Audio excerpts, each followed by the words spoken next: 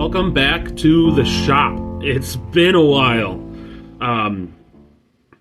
Daylight saving times really took it out of me, and I got really tired at the normal time that I make these videos. So I apologize if anyone was looking for my videos. If you're new here, I am the convicted Christian. I am 7 years clean and sober. I did almost 10 years in prison, but now I am free and off parole. All thanks to God's love for me. If you're a returning viewer from a long time ago, you know that it is Life Story Monday. And where I left off 2 Mondays ago, and technically it's Tuesday. I'm a day late. I'm still running a little on fumes here. But from 3 Mondays ago was my first time in prison. And it just kind of explained, the basic goings-on and whatnot, and going through Dodge and stuff like that. I'm going to speed up a little bit here and talk about the little bit of time I had at my my prison, main prison, if you want to call it that. But first, I wanted to talk about how in the beginning, when I was in Dodge and I was being sentenced, as much as I had learned how to go with the flow and, be in the moment, if you can call it that, I was absolutely terrified that my life was over. I'm 19 years old, and, I was only sentenced to like a year and 5 months or something like that of in time. So it wasn't even like it was a ton of time. But at 19 years old, that's a lot of time. That's a decent amount of time, and I thought that my life was absolutely over. I thought that this was the end. I didn't know what to do. I didn't know what to think. I didn't know who to associate with, who not to associate with, and I didn't know, am I going to survive here? Because as big as I am, and as tough as some of the things I've been through were, I didn't carry a lot of animosity towards people. I wasn't bad in a fight, but I didn't like to fight. And so the potential for me having to initiate fights in order to not have to fight more, if that makes any sense. Now that I say it, it kind of sounds goofy. But the fact that I might have to start a fight so that the eventual ending fight isn't as bad, I couldn't fathom that. I couldn't think about how that would be. And so the first time I went through Dodge, I was literally walking on eggshells. I was trying to do everything right. So I was trying to not get in trouble with the guards and with the prison system itself. I was trying to follow all the prisoner-made rules and make sure that I didn't get on the bad side of any of the prisoners, so that I wouldn't end up having to fight or hurt anybody else. And I knew, so I'm probably like a lot of people. I don't want to feel pain. But through my experiences and through my life, I knew that if it got down to it, I could handle a certain amount of pain. I could handle enough of pain. I wasn't scared of the eventuality of it, because up to this point, I knew that eventually something was going to hurt me. Eventually, I was probably more scared of the potential to hurt someone else, because I'd never really gone all out and had to fight for my life, fight for just all out. I've never done it. I've never had to use all my strength, even in football. I never really went all out in football. I was too lazy for that. I did enough to make it look like I was working hard, and that was about it. I never went all out in the military academy, and I never went all out just my entire life. So I didn't know if I would potentially hurt somebody real bad, and I didn't want to do that. So throughout Dodge, that's kind of how that was. And then I ended up going to getting located at a place called Fox Lake Correctional Institution. When I was there, beautiful enough. One of the things that about prison that makes it a little bit more tolerable is, unlike county jail, where you never see sunlight. At least none of the jails I were at, you never saw real sunlight, unfiltered sunlight. You never got to see the outside, and unless you were going to and from court, and you never got to just, kind of be alone and be able to sort your thoughts out without someone there being able to watch you or spy on you or listen to you if you talk to yourself, or if you do something goofy, someone's going to see it. Or if you do something stupid, someone's going to see it, and everyone else will know. Whereas prison, especially when you get stationed, I don't know what the right word for it is. It's there. I can think about it, but I can't get the right word to come forward. But at the main prison, that you could do that. I was at a medium security prison, and it was, there were loads of times when your cellmate wasn't in the cell with you, and you could if you had a decent relationship with them and a decent acquaintanceship with them, you could ask them, hey man, I need some time. I'm dealing with something. Can I get some time in the room just to decompress, get away from everybody? And a lot of times they'd be all like, yeah, let me go play some cards, or let me go outside, or let me go to the library, whatever the case may be. And it made it, like I said, a lot more tolerable, a lot more nice to be able to just deal with whatever you were dealing with at the time.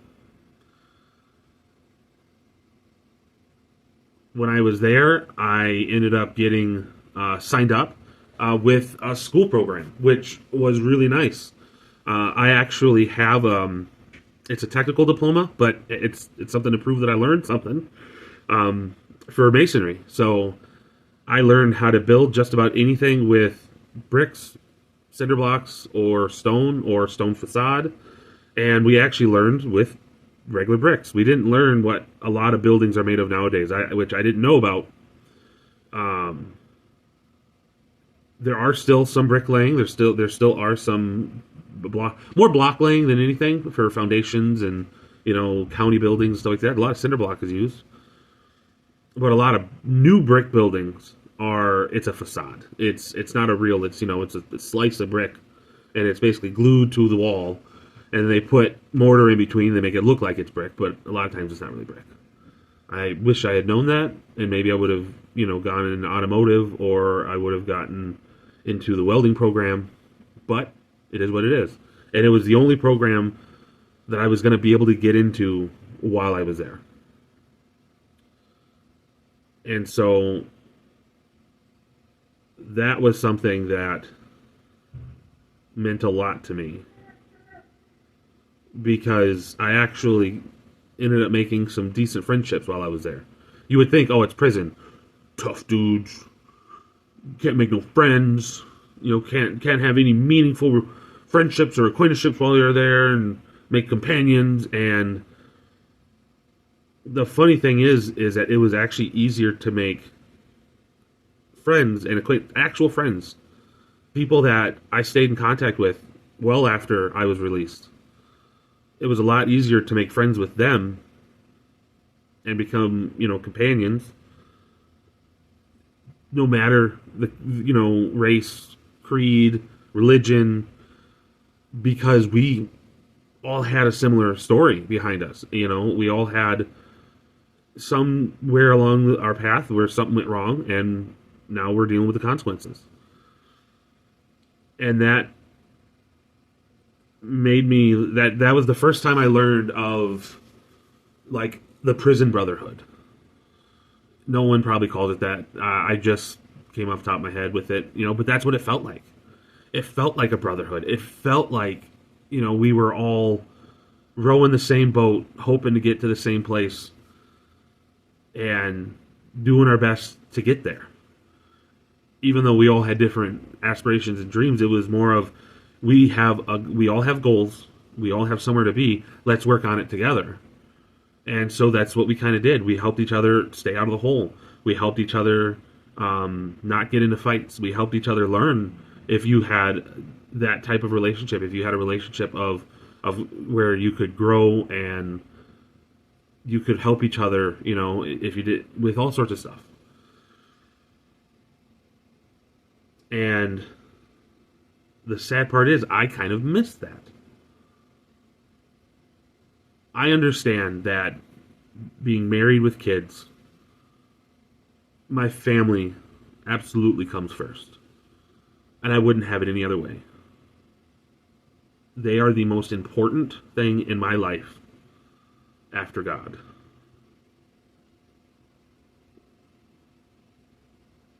But there are definitely times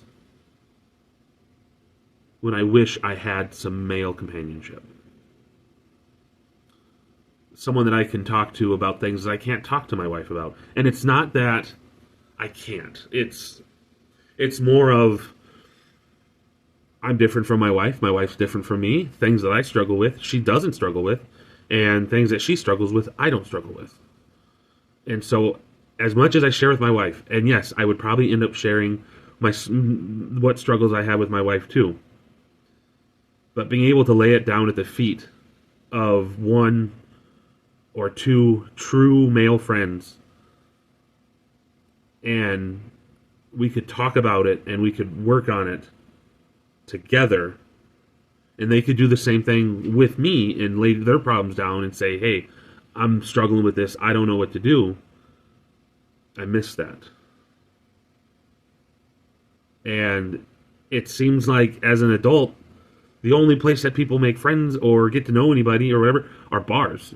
And I'm in recovery. So going to the bar is not always, 90% of the time, not the greatest thing for me.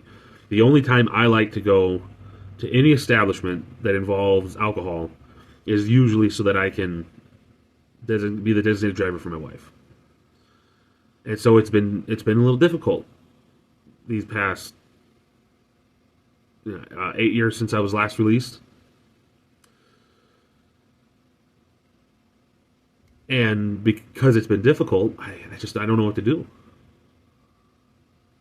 The guys that are watching this, comment and let me know that I'm not crazy. But sometimes having some other men to bounce ideas off of, other men to help, tell you when you're being stupid, or tell you when you're doing, what is the right thing is helpful. Call me weak-willed, call me, whatever. But me personally, I'm not really built to not have close friendships. And so I absolutely cherish the friendship I have with my wife. I love what my wife brings into my life, and the fact that even if she doesn't understand, I can still talk to her about things. Because if it wasn't for her, I don't know where I would be. And so the prison brotherhood, even if some of the characters may not be probably the best role models or examples to have in your life, they were definitely good people in the moment. Some of them got out and committed more crimes and got put back in prison. Yeah. They chose that to happen. I did too.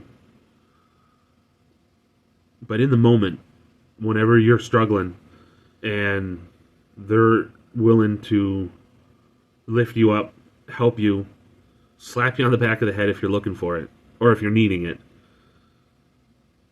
that meant a lot to me. And I could see the humanity in them. And I think that's why now what people do doesn't really bother me as much as it does some other people. Because I have been around the worst of the worst. And yes, there are certain things that still struggle with.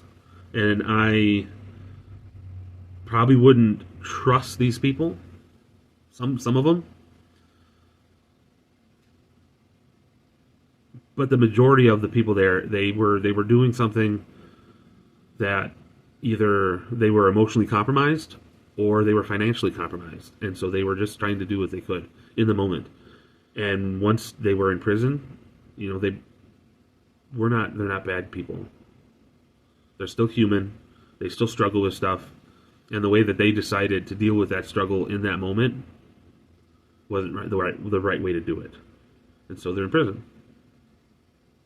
And now when I see someone doing something that I don't understand, it's a lot easier for me to look at them and go, well, I don't know what's going on in their life. I don't know what they're struggling with. I don't know what's happened to them lately. I don't know if someone in their family passed away. I don't know if they're late for something that's super important. But I got to give them a little grace. I got to give them a little bit of compassion. So most of my time spent at Fox Lake was just, it was easy flying. It really was. You got paid a little bit more to go to school, so I got a little extra money. So that, and yes, prisoners do get paid to do stuff. It's the way of the world. Either way, your money, taxes that go into the prison system are going to be spent on the prisoners anyway. Because you can't leave them without soap. Legally, you can't leave them without soap and basic necessities. And so I got paid, so I had a little extra money, which anytime I went to the hospital, basically got sucked up for 4 months to pay, quote unquote, pay for the hospital bill. But I did a lot of drawing when I was there. I did a lot of art. For people, it's you want to talk about a place where you could really hone certain talents and skills. It's definitely prison, because you got plenty of time to do it. I had countless hours drawing. It's where I learned to draw. To switch from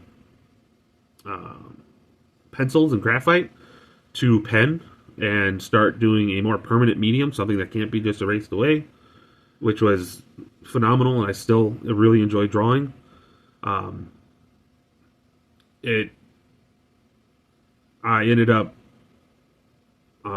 learning handball. We played a lot of handball. Like, we're talking, and we didn't technically use one of those little red handballs, official handballs. We used those like blue racquetball balls. But we had a fairly large gym in a fairly large gymnasium that had a few handball courts, and so that we played a lot of sports. We did a lot of I don't call that working out, but we had a lot of fun doing that. We would have tournaments and all sorts of stuff involving handball and the other sports. There were basketball and softball and all sorts of other stuff that we did. Basically, what I learned while in there, what I figured out while I was there, is that prison was basically just, it's set up in a way that structures you while allowing you to make choices on how the structure is placed upon you. At least where I was. So that it'll create habits, and hopefully upon your release, you will transfer those habits and be successful upon release. That's a lot of what that is. And for me, in a structured environment, flew by. Time just hop, skipped, and jumped out of there. And before you knew it, I was out. Before you knew it, I was free, and things were good. That first time that I got released, though, I don't think I would ever have that feeling again. Because it was the first, so since it was my first time in prison, I had gone through school, I did some reentry programs, and met some people, got to know some people, made some friends. I got out, or I was the day I was released, I had a lot of hope. I had a lot of bad thoughts still. and a lot of plans that I shouldn't have, but I had a lot of hope. And that's something that I ended up taking away from myself, which you'll learn about later. But getting released this first time, I had a lot of hope and assuredness that I was never going back. And I believed it. I honestly thought that, hey man, this really sucked. I don't ever want to do this again. I need to make sure that I stay on the straight and narrow. As you'll learn, that didn't happen. And it took a lot of years after that to get any sort of hope left. Or hope back, I should say.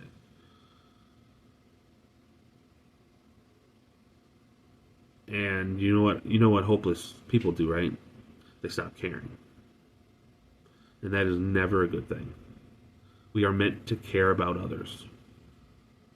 Not everyone, but someone. Sometimes a few someones. But without hope, it's hard to do that. So, that's the end of today. Hope to see you guys back here for Wednesday, which will be tomorrow. So I'm going to have to do back-to-back videos. But I really enjoy making these videos. If you enjoy these videos, please let me know.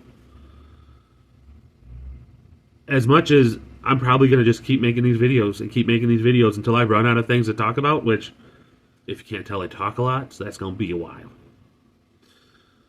It is nice to hear from you guys. It is nice to know what you guys think. Not last week, but the week before, a couple of my videos had some comments on them, and I really enjoyed those. It was nice seeing that. Gave me a little pep to my step. And if you guys are liking the videos, I would love to hear about it. If not, if you think it sucks, I'd like to hear about that too. Because then maybe I can make them better. Maybe I can, be more concise or whatever the case may be. But either way, I'd just like to hear from you guys. It would be nice. Maybe get to know some of you guys. Some of you that are returning, some of you that are new. And plan on returning. I would really like to get to know some of you. And, build some friendships. No matter how far the distance is, no matter how close the distance is. Everyone can learn from everyone else. Just because of my experiences doesn't mean I can't show you anything, or you can't show me something. So, let me know, guys. Or gals. Or thems, or theys, or z's, or zers. Whoever you are. We're all people. And people are not meant to be alone. Thank you guys for watching.